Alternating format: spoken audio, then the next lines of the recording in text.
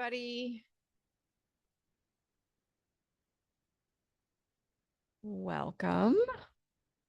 Good to see you. I think great. A tiny tech problem, but I think we're good. Happy Friday. Welcome. Good to see you all. I'm going to spend a couple minutes letting people in through the waiting room, and then I will do some logistics, and then I will get started. Happy Friday.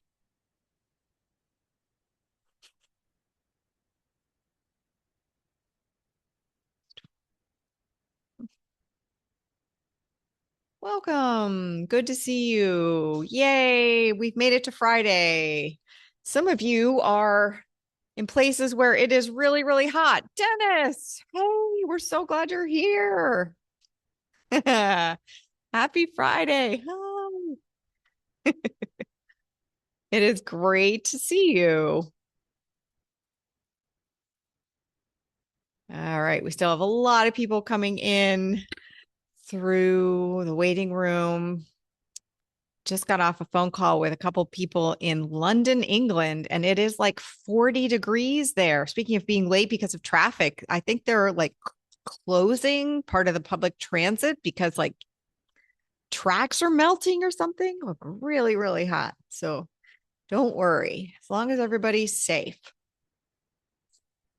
I have no idea why the top of this says Talking Data Equity with Dr. Lonnie Tab. Dr. Lonnie Tab is coming to do Talking Data Equity with us, but it is not today.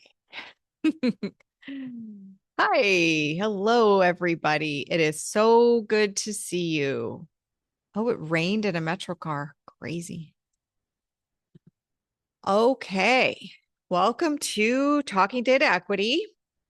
My name is Heather Kraus, and I'm going to keep letting people in through the waiting room for about another minute. And then I'm going to do some logistics, and then I'm going to share my screen. Excellent.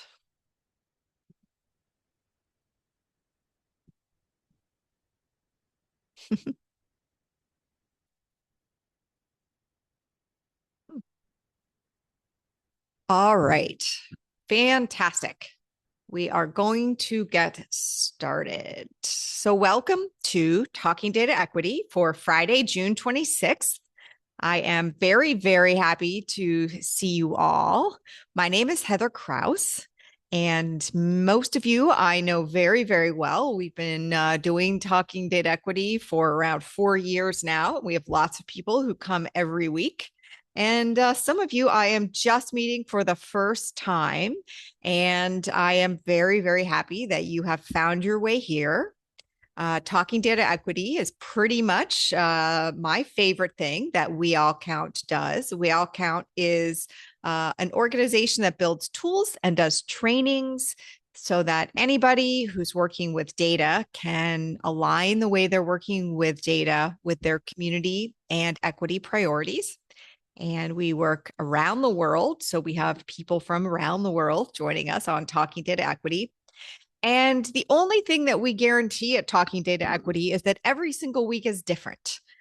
Talking Data Equity is an almost weekly event where we don't charge money, and anybody who's curious or invested or working on data equity is welcome to join us. And some weeks we do like advanced technical stuff, like we'll have a code along. We have a code along, I think, coming up in September.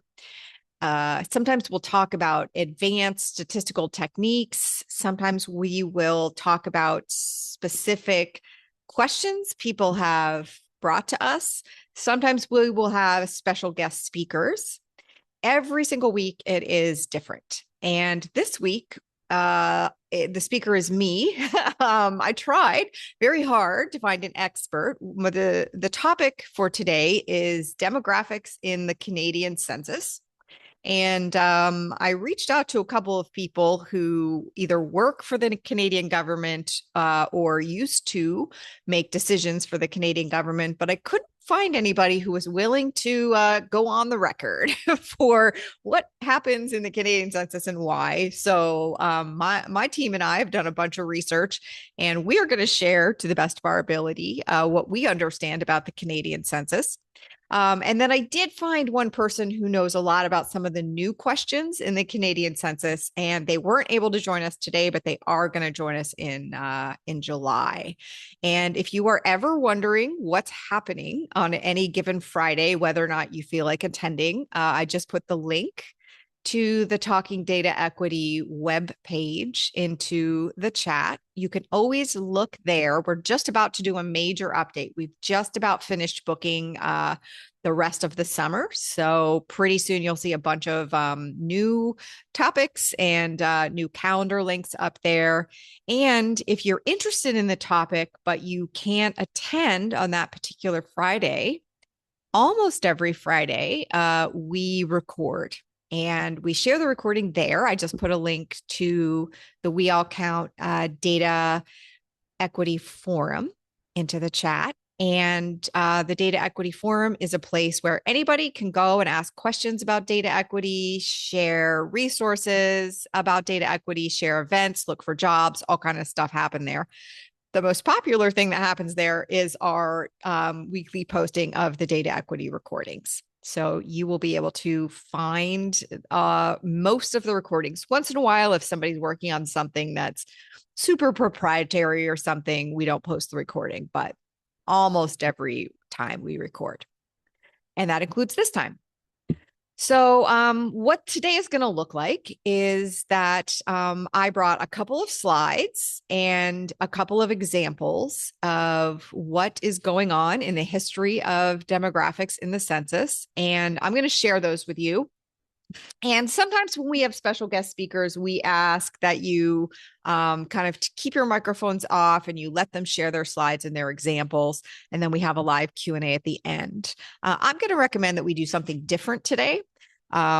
Because number one, I am not an expert on demographics in the Canadian census. I am an expert on data equity, and I'm going to walk you through kind of some of the ways that I go about trying to think through the data in any data set that I'm going to work with. And one of those is the Canadian census. And I know that there are people here who probably know more about certain questions and certain data scenarios or edge cases in the way that the Canadian census uses demographics, who are more expert at that than I. So if at any point you have a question or you have something to add or you have a correction, we really want to encourage you to turn your microphone on in real time or raise your hand on Zoom in real time or put it into the chat in Zoom in real time. We would like to see today as more of a group project than me pretending to be an expert in something that I am not. All right. So with that said, I'm going to share my screen. Yep, here we go. So this is why I care about demographics that are collected in the Canadian census. If you live in Canada, you will know that we are in the midst of our census right now. The Canadian government, the Canadian federal government, does a census every 10 years, which does not happen in every country, but it does happen in Canada. It has for a very long time. We'll talk about the history of that in a minute. And we're in the middle of our diannual or our every 10-year census right now. And we have some very interesting new questions, which are stirring up a bit of controversy, which I always like. I always like data equity controversies. Every 5 years. All right. See, this is fantastic. You have taken me seriously that this is a group project, that I'm not an expert in this. I am so grateful. Do we do the long form and short form every 5 years? Somebody tell me that. Every 5 years. Yes, that's right, because there is a 2021. That's correct. I do have examples from the 2021 census. Thank you so much. I really appreciate this already. Excellent. So you'll see in the chat, a fantastic person named Peter Marriott is telling us that the content is largely the same every 5 years, and there have been some every 10-year questions. I am so grateful. This is fantastic. Okay, so we're going to get into the nitty gritty of that in just a second. But before we do that, we're going to talk a little bit about why this matters. Who cares? And the number one reason that it matters is the slide that I am showing you right here. The number one reason this matters is that demographics or social identity questions and data that try and measure that are not something that kind of exists in the wild, right? If we didn't collect your ethnicity, or if we didn't collect sexual orientation, that data wouldn't necessarily pile up in the forest, right? That data exists because humans are trying to collect it. And through the act of collecting it, we are creating boxes, creating categories, and creating labels that we are asking people to sort themselves into. And while this is something that we do a lot, and a lot of us think that this is very important for equity, this is also one of the fastest and most efficient ways to implement stuff like marginalization, discrimination, and oppression. So there are really, really important effects, both human effects and mathematical effects, about the way that we create or adopt categories of people. Because there isn't, and I get asked this every single day. That's an exaggeration. Definitely, I get asked this multiple times every single week. I really care about equity. What is the best practice way for me to collect race data? Or what is the best practice way for me to collect religion data? Or name a different demographic. I want to be inclusive of everyone. I want to be respectful of everyone. I want to be equitable. Please give me the list of categories or labels that is equitable, that is going to be equally inclusive of everyone. And of course, the answer to that is no such list exists. There's no list in the world that can sort humans into categories of people that are inclusive of everybody, equally balanced so that everybody feels seen in the same way. I'm just going to give you a really quick example. For example, I love all this in the chat. I really appreciate it. I will pass on the love for the graphics. That is our creative director, Hans, makes all of our graphics. And so, for example, if I'm doing a survey and I want to know your relationship status, I can ask a question that says, please check the box that best represents your relationship status currently. And I can give you these two boxes. And if you see yourself in one of these two boxes, then you are probably, or your relationship status, your view of what a relationship status can be, is probably being centered, regardless of whether you're married or not married. If you see yourself as fitting into one of these boxes, you know that you're being prioritized. I can also say, I'd like to know what your current relationship status is. Please check one of these boxes. Instead of married or not married, I could give you these boxes. These also are a system of categorizing relationship statuses. And if you can see yourself and your current relationship falling nicely into one of these boxes, then you are being prioritized. And what's the important part here is that neither this possible list of categories of relationships nor this possible list of categories of relationships is more scientific. Neither this list nor this list is objective. Neither this list nor this list is equally inclusive of everybody. And no such list is going to be. I've just shown you two out of, probably 100,000 that this group alone could think of if we were trying to collect data on relationship statuses. The last slide I'm going to show you is that it can help to think of demographics like t-shirts. I grew up in Pennsylvania. I love going to the Jersey Shore. Jersey Shore has boardwalks. Those of you who know me know I like to buy t-shirts on the Jersey Shore boardwalk, and they a lot of the times have labels on them that say one size fits all. Of course, that means that I can take it home and one of the people at my house can get that t-shirt on, but it's very, very tight. It's technically on, but they can't really move around. Another person gets the t-shirt on and they're swimming in it. Another person gets the t-shirt on and it fits like a t-shirt they would have selected for themselves. It looks like a bespoke t-shirt that was tailored for them. And demographic categories are exactly like this.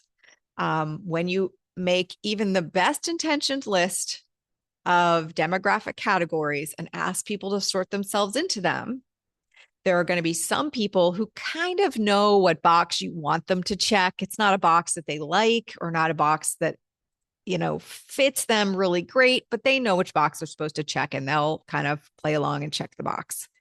And then there's somebody else who sees a box with a label that is like that bespoke t-shirt. It fits them so well. They love having that box. They love having that label, and they can palpably understand that the way that this survey has been designed fits them. And so it's really important to start off any kind of a discussion about demographics with the understanding that there's no such thing as a perfectly fair list of demographic categories. There is no way to equally include everybody. And so we have a really hard decision anytime that we are going to collect or sort people into categories. And so it's very important that we spend some time, anytime we're going to use data or collect data, we spend some time considering what we're actually trying to understand about a person or about a population, and what categories are available to us, who's going to get prioritized by those categories, and who gets to decide. And so what we're talking about today is federal government data.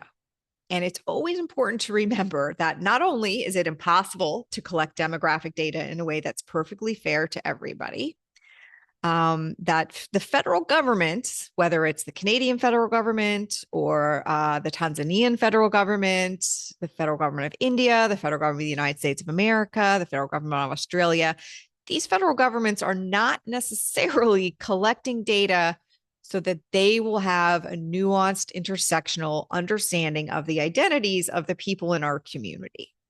That is not usually the reason that federal level demographic categories are designed or implemented. Usually they have some type of explicit reason, some type of policy, some type of law, some type of constitutional obligation that they're trying to fulfill. And that's why we can feel very unsatisfied when we try and use federal or national data to understand the nuances of an intersectional local community, because we're trying to get that data to do something that it wasn't always designed to do. But lots of times we're stuck with that data because that data is very expensive to collect.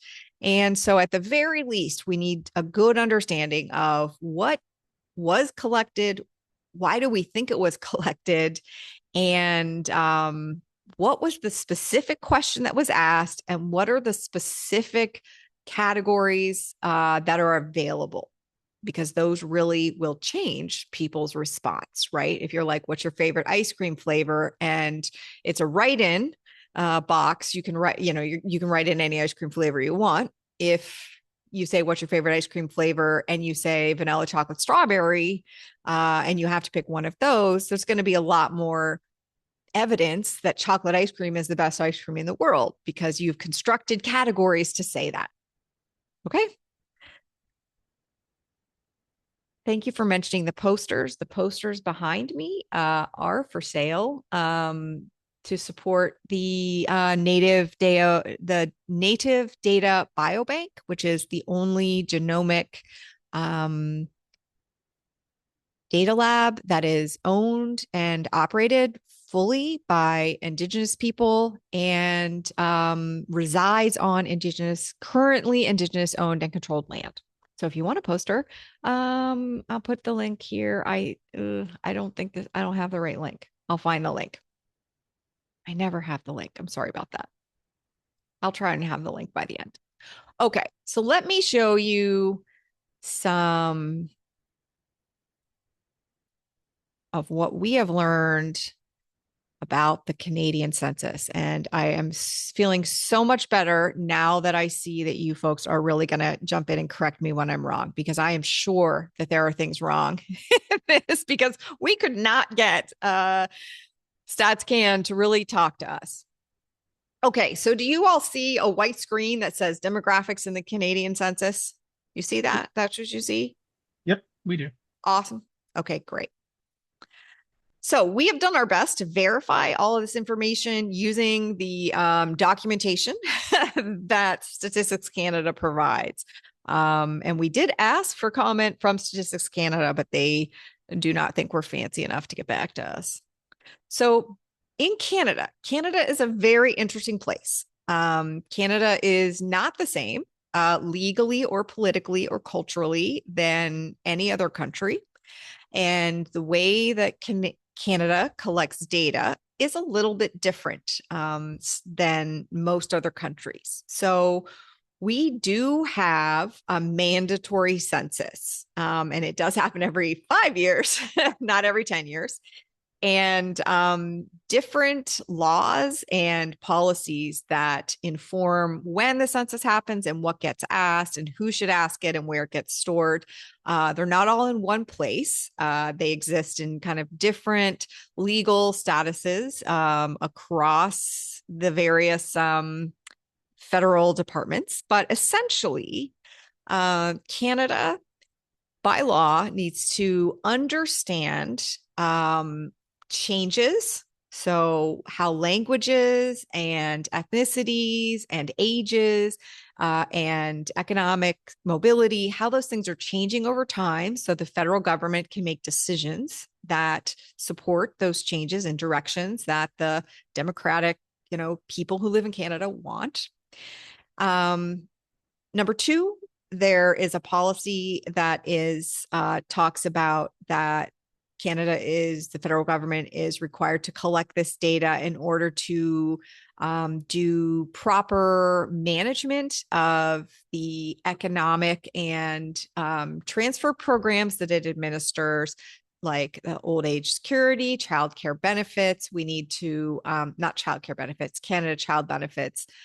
We need to know like how many people are expected to need those and when, if we're going to do a good job budgeting.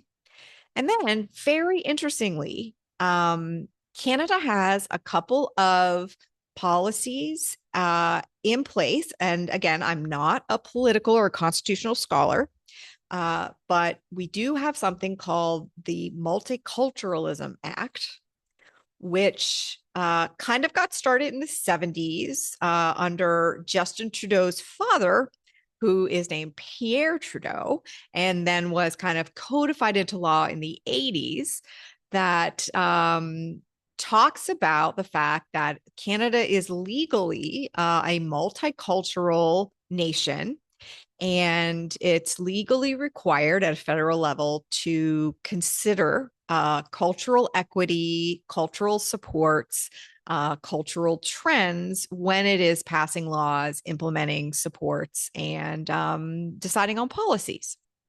So that's a couple of things you need to know in terms of why we in Canada collect the data that we do. Now, we have been collecting data a long time in Canada. Our very first census was in 1666. And again, I feel very nervous about making this presentation because I'm not a historian. So if you know differently, I'm counting on you to have my back and correct things in the chat or turn your mic on. And essentially, I'm not going to walk you through the whole history, but the first census was very, very minimal, and we're going to look at it, but every bit as does not hold up well in terms of today's ideas about what is an appropriate question to ask a person. 1871 was when Canada kind of entered what's considered to be like modern Canada. That's when we got serious about stuff like Confederation, turning ourselves into a nation. And we got a more modern census. That's kind of considered to be like the modern census. Then in the 1900s, we started asking questions about citizenship, color, and language. Then we get to something called visible minority. So if you are not in Canada, you probably have not heard about the data collection we do about visible minority. We're going to get into the details of that in a minute, and getting a little more serious about how we measure Indigenous identity. Then in 2021, we started collecting gender as distinct from sex. Now, Statistics Canada claims that we were the first in the world. I feel very nervous about that claim. That feels like a very big claim, but that's what they claim. And then 2026, that's the census that's happening right now. And for the first time, we're asking questions about sexual orientation. So we're going to get into that as well. And one second, sorry. Okay, what I'm going to do now is just really quickly run you through other laws that directly and indirectly shape the census are the Indian Act and the Employment Equity Act. And that, thank you for adding those. Those are both very, very important. And we are going to get into how both of those affect the census in a minute because they are very important. Thank you so much. I'm so grateful for this community. So I'm just going to go through, in the interest of time, a really quick timeline. I will give you access to this so you can look at it later because I'm not going to walk you through every single change that ever happened in the census, but I wanted you to get an idea that in long time ago, when Canada was called New France, we collected age and sex at birth. But then we added stuff like ethnic origin, indigeneity, visible minority, gender, and sexual orientation. Most of these things got added in non-census data collection activities first, or they were tested in like little tiny parts of the nation, and then they were added to the actual census. I did something wrong here. That's why I was not expecting that slide. This is what I was expecting. Okay. 1666, we collected age and sex at birth. Then 1871, that's when we got serious about collecting census data as a nation because we saw ourselves as more of an organized nation around the late 1800s. And we started asking in addition to age and sex at birth, we started asking a whole bunch of identity and origin questions. The questions that are highlighted in this orange-red color are new as of 1871. Head of household, that's very interesting. They still ask that in many countries. 1900s, immigration started to be a big thing politically. And so we decided we better start collecting data about immigration, like where you were a citizen, were you a citizen in Canada, were you a citizen somewhere else? How long had you been in Canada? Were you planning to stay in Canada? And then we asked a question about color, which I will get to in a minute. Again, does not hold up well. Okay. Then we start asking questions about health. We start to think that health might matter. We start asking infirmity. Oh no, this is when we get rid of the infirmity questions and we start asking employment questions. That's right. So early 1900s, like the 10s, 20s, and 30s, we stop asking the health and disability questions, and we start asking a lot more about education and employment because economic times are hard. Again, I'm going to share this with you. Then in the 40s, that's when we really get a version of the Canadian census that most federal level statisticians or statistical researchers consider our first modern census is the 1941 census. We get rid of nationality, we get rid of literacy, but we add in a couple of questions about marriage, and we change the way that we're asking questions about color. 50s, we start to care because we have more money now. We've gotten over the Great Depression. We start asking questions about, do you have more than one house? Do you have a TV? And we stop asking questions about what color you are. And we stop asking really, really nuanced questions about unemployment.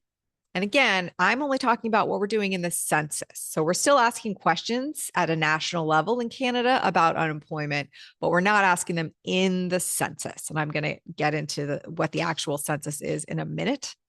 60s, we start to ask slightly different questions about education and income. And we want to know a little more about mobility. People start to be able to move, geographically move. This is not economic mobility. This is geographic mobility. We're still asking questions about head of household. We're still asking questions about where your parents were born. We're still asking questions about whether or not you're a citizen. 70s, we start to care what language you speak at home, because in the 70s, if you were here in Canada in the 70s, language was a very big deal. And so we wanted to get a good understanding of what languages people speak at home so that we can, if you're optimistic about it, so we can provide services and supports and devote budget resources at the federal level. If you're a little bit pessimistic about it, so that we can politically campaign more effectively. 80s, now we're getting to what we consider to be like modern style questions that are much closer to the values that we might hold now. For example, we get rid of the idea that anybody is the head of the household, and we just call it person one, person two, person three. And we start collecting whether or not you are a registered Indian. And we're going to talk a lot about Indian data in just a second, or First Nations data. Late 80s, disability comes back as a series of questions. And 90s, we get some very interesting questions. We start to get a little more specific about the ways that we care about language. And we introduce the idea that you can have a common law partner. And that is very important because that is going to be used to derive information about same-sex relationships. We aren't going to ask people directly whether they're in a same-sex relationship yet, but we are going to derive that data from this census data. Okay, now 90s, the 1990s is where we get the idea of a visible minority. And I'm going to talk to you in about 2 minutes about what the heck a visible minority is and why we want to know in Canada. And we get much more nuanced about how we're measuring Indigenous identity. Okay, we're almost up to current census. And here we now are asking slightly more directly about same-sex common law couples, and we're not only deriving the information. 2006, the census goes online. And that means that people can entirely self-enumerate. That means you don't have to talk to anybody to tell them what your ethnic heritage is, what your marital status is, what your common law status is. You don't have to do it on paper that you mail in. You don't have to talk to somebody. You can do it online.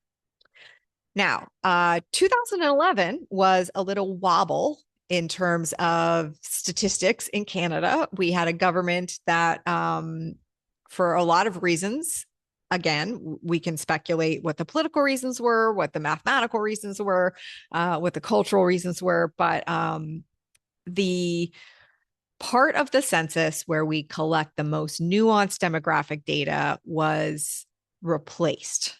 under our new federal government in 2011. And for a little bit, the data that we have was either lost or changed so much that it wasn't really comparable. However, that did not last long. By 2016, we were back with a federal government that did want to carry on with the census in both its short form and its long form. And an interesting change was at that point, you were also connected, your census answers were connected to your tax records. So the income got a lot different. And I won't say better because the people who know how to file taxes in certain ways and have access to financial planners are certainly different, a select section of society. So I don't think the income got better, but it certainly got different. Okay, 2021, our most recent census, that isn't the census that's happening right now, we asked about gender. And again, Statistics Canada is very proud of this. They say it's the first time in the world. It might be. Either way, it's very good. And the way that we ask questions about indigeneity got much more nuanced. If you were here for Chris Anderson's talk about what it means to be a Métis, you'll understand that being Métis is a very nuanced, complex, both legal and cultural identity. If you haven't, you can go back and watch it in our forum. And today, right now, the census that's going on, the newest, most exciting thing is that it does have a sexual orientation question in it. And as you can imagine, that is making some people very happy, making some people very unhappy. Okay, this slide you've already seen because I accidentally went there. So again, for the people of you who aren't in Canada, you're wondering what I'm talking about with the long form and the short form census. In Canada, we have two different versions of our national census. We have one version that's called the short form that goes out to 75% of households, and it's called short form because it's short. We ask the basics and your how old you are, when you were born, what your sex was at birth, and some stuff about languages. And that's pretty much it. You can do it very quickly. 25% of households in Canada, and that's not entirely random. Some of the distribution of these long forms are random, and some of them are targeted to make sure that we can get nationally representative results. These ask lots and lots of questions. This form takes a couple of hours. There's about 70 questions. It goes deep into what your ethnic origin is, a lot about where you're working, how you're getting there. This is the part that connects your census to taxes so they can see what your income is. And so this is different than some countries. We have two forms. And so most of the detailed demographic information comes from what's called the long form. So when I said in 2011, was it 2011? We lost the long form for that round of the census. We lost a lot of important data. Okay. So what I'm going to do right now is I'm going to go through 5 of the major categories that you folks have asked me about, and I'm going to show you why the Canadian government says they're asking this question, what question they're asking right now, and just a little bit of the history. So you'll have kind of a data biography for 5 kind of key or critical demographics that end up in the Canadian census. So this one is very, very interesting. Ethnic or cultural origin is the longest running identity question if you don't count sex as an identity question. And originally, way back when, it was basically where did your father come from? Right now, the question is, what were the ethnic or cultural origins of this person's ancestors? And it's a blank box. So you can write in as much as you want. And this is a very controversial question. Statistics Canada actually doesn't like this question at all, has tried a few times to get rid of this question and collect this data other ways because it is very, very sensitive to the wording. The wording has changed a couple of times over the last couple of decades. And it's very, very sensitive to examples. So right now on the printed form or the online form, no examples are given at all, but there's a link that you can follow that gives you 500 examples because it's very, very sensitive to examples. And it's very, very sensitive to stuff like, should the word Canadian be in that example? Big, big fights about whether Canadian should be an ethnic or cultural origin.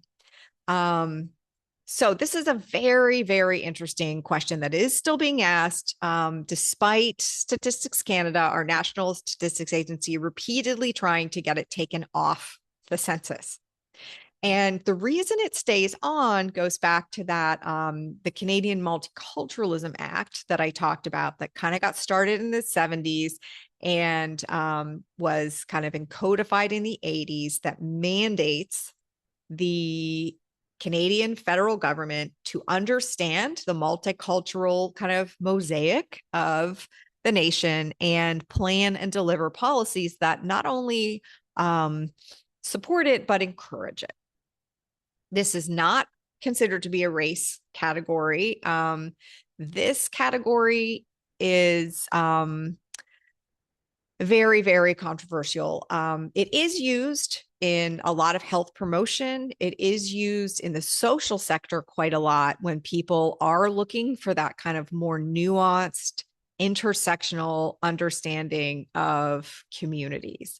I can't find it, but I remember reading their rationale and the experiments they ran. Yes, they run experiments on exactly how to ask this question pretty much constantly because they dislike this question so much. And every word in this question produces, if you change even one word in this question, it produces wildly different results from the same people. So this is a very, very interesting question. Now, the question that Statistics Canada uses a lot more to do the kind of work that we conventionally think of as understanding structural racism and stuff like that in Canada is currently asked as on our census as which population group or groups best describes this person. And then it lists these options. I'm not going to read them out, but you can see them. It lists these options and then it ends with a box where you can put a different answer and you can check as many of these options as you want. So if you want to check white and West Asian, you can. If you want to check Chinese, Japanese, and write something in, you can. This is the modern version of this thing from the 1900s where they asked what color you were, and then you were either white, red, black, or yellow. Does not hold up well. Okay, so this question is used to inform legal proceedings about the Employment Equity Act and sometimes, mostly about the Employment Equity Act. This is mainly the reason that this gets asked.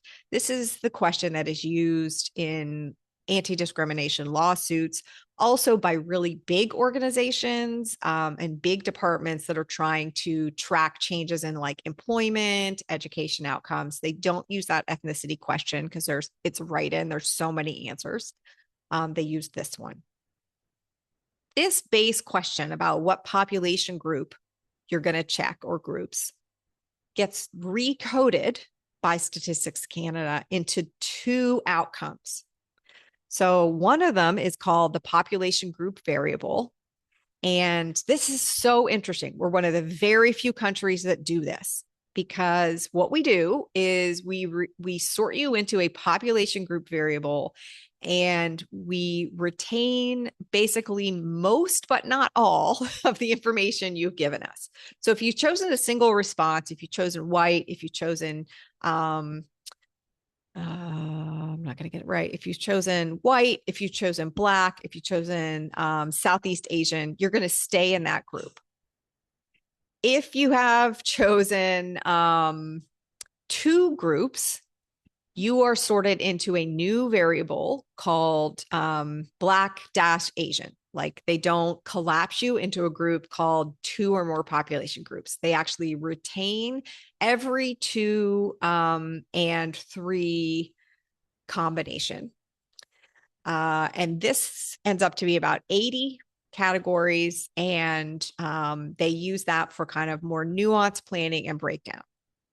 Now, this is also the census question that is used to sort people into a visible minority category. So Canada has a visible minority indicator, which is most often used as yes or no. And this is the data that is used most often in like pay equity suits or discrimination suits. And so if it's pay equity, they're going to compare a company's compensation for people who are a visible minority and people who are not a visible minority. And essentially, this is where it's an interesting thing. How people get decided whether or not they are a visible minority or not is right here. Basically, if you choose white and only white, do I have a better thing here? Yeah, okay, this is better. If you choose white and only white, you are sorted into the not a visible minority bucket. If you choose any of the other, like Chinese, South Asian, Black, only one, you are sorted into the visible minority bucket. And then there are two subsets of choices. And for subset one, where is this? For subset one, yeah, if you choose, yes, okay. If you choose Arab, Latin American, or West Asian and white, you are counted as not a visible minority.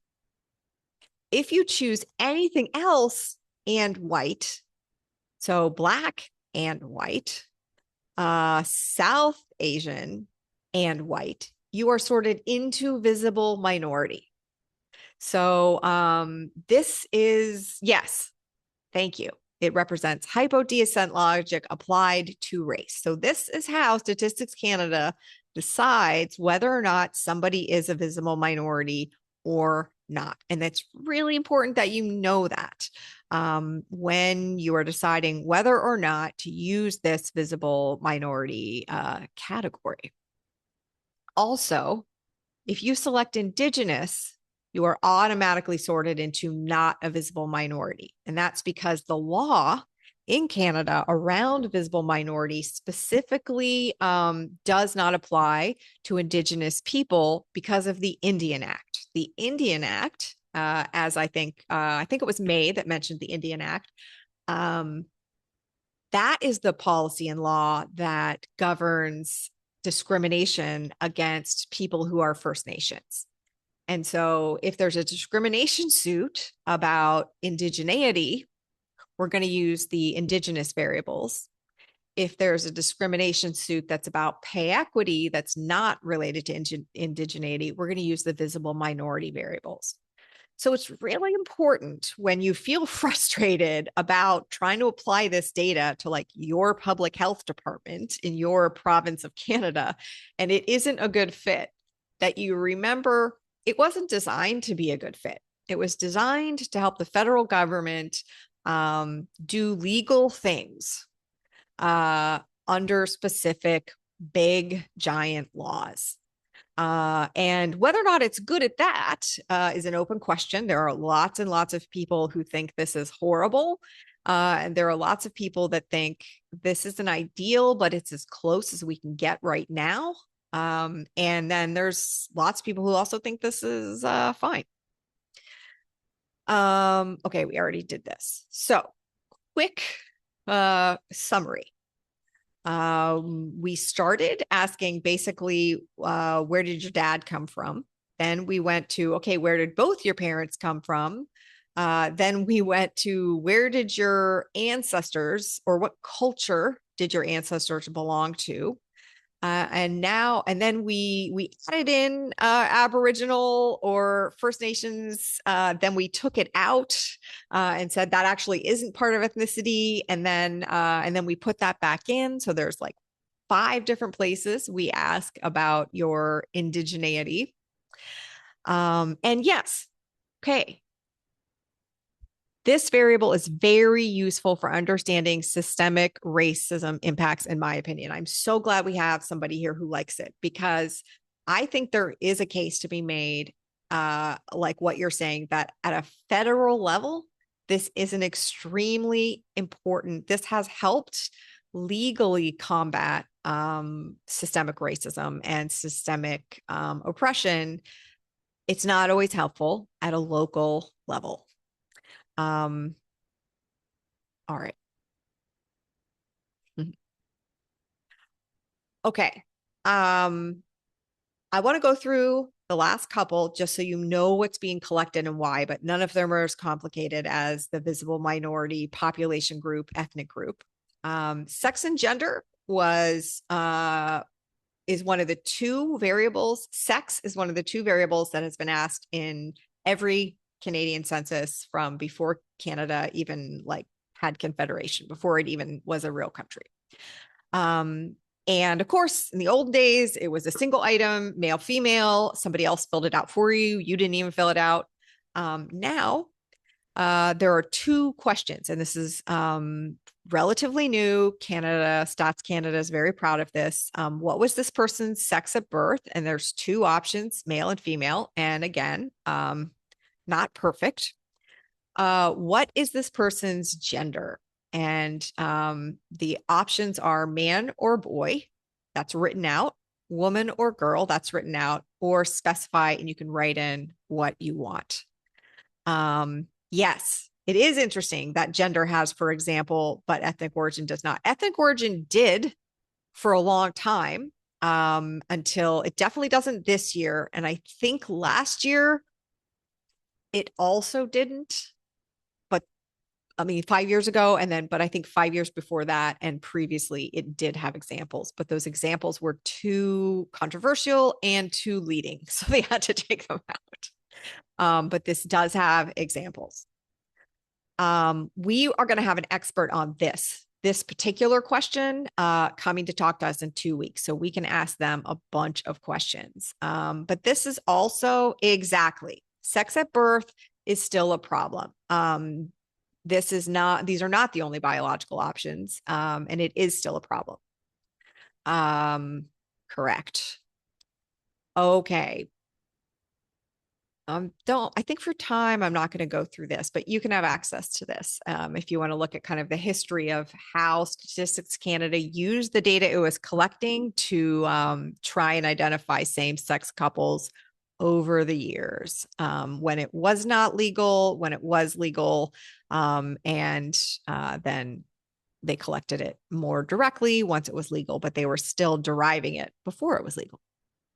And again, we're super proud of this. Other countries are about to adopt it. Okay, this is the last one. No, I'm going to talk about indigeneity. Sexual orientation and indigeneity are the 2 we're going to talk about in our remaining time. Sexual orientation, brand new question. It was tested 5 years ago. It was tested qualitatively in the interim, and it's being asked this year, what is this person's sexual orientation? It's only being asked or expected to be filled out by people who are ages 15 or over. Interestingly, it doesn't ask necessarily the person to fill it out themselves. So it's not going to be perfect if your partner or your parents are filling it out. That's not necessarily, yes. All of these are asked in the third person because usually the census is assuming that one person is filling this all out. And you make a very good point. This is going to mess with our sexual orientation data for sure. And that's why you need to know what was asked, what were the fill-in options and who filled them in. Yeah, you did yours on behalf of your household. Exactly. So did I. um, Pretty much everybody here knows why we're collecting sexual orientation data. It's we have a Canadian Human Rights Act, which prohibits discrimination on the grounds of sexual orientation, amongst other things, not only sexual orientation, but this is why we need this data. The census corresponds very, very closely to federal legislation. All right, I want to make sure, I'm actually going to skip immigration status because I want to make sure we have time to do indigeneity. Okay. Indigenous identity is very, very complicated. We have had many people come from a variety of Indigenous backgrounds and social locations to talk directly to us here at Talking Data Equity about collecting data on Indigenous identity. Again, I am not a subject matter expert on this. I am not a person who is Indigenous, but I can tell you that what we are asking right now in the census is several parts. You've seen that in the population group, you can check a box that says that you are an Indigenous person. But then there's a number of questions that ask very straightforward. Is this person First Nations, Métis, Inuk, Inuit? This is a yes or no question. Then, oh, sorry, I am missing a slide. Okay. So in addition to, is this person First Nation, Métis, Inuk, or Inuit? There are additional questions. The next question is this person a registered Indian? That's also a yes or no question. Then what First Nation are you a member of, or what Métis government or First Nations or Métis settlement are you a member of? That's a different question than this. So we're asking kind of your identity. Then we're asking for your legal identity from the point of view of the Canadian government. Then we're asking your legal identity from the point of view of a First Nations government. So we're asking three different questions about your Indigenous status that are used for very, very different things. Okay. I think that I am going to leave it there. I'll share this slide with you so that you can see how we have gotten better at asking questions about indigeneity. In the 80s, we tried. It was terrible. There was a lot of backlash. The data was not published. We did a terrible job at our first couple tries in Canada at collecting this, but we acknowledged that we did a terrible job and we tried to get better. Still not perfect, but it is, I think, moving in the direction of getting better. All right. It is 1 o'clock. We're going to leave it there. I know we covered a ton. You folks were great at in real time helping me understand the places that this was right, the places this was wrong. We'd still love to have somebody from Statistics Canada come and take questions. If you have a connection from StatsCan, please send me an email. And on the 17th of July, so in about 3 weeks, we're going to have an expert on the sex, gender, and sexual orientation questions and the impact that they're having right now as the data is being collected. And that person will be joining us on July 17th. So if you want to hear about a deep dive into that, where we paid a little more attention to the visible minority stuff today, come back on the 17th. You are a fantastic group of people. I really, really appreciate everything that you do for me and that you do for each other. And I hope you have a great weekend. Thank you, Peter.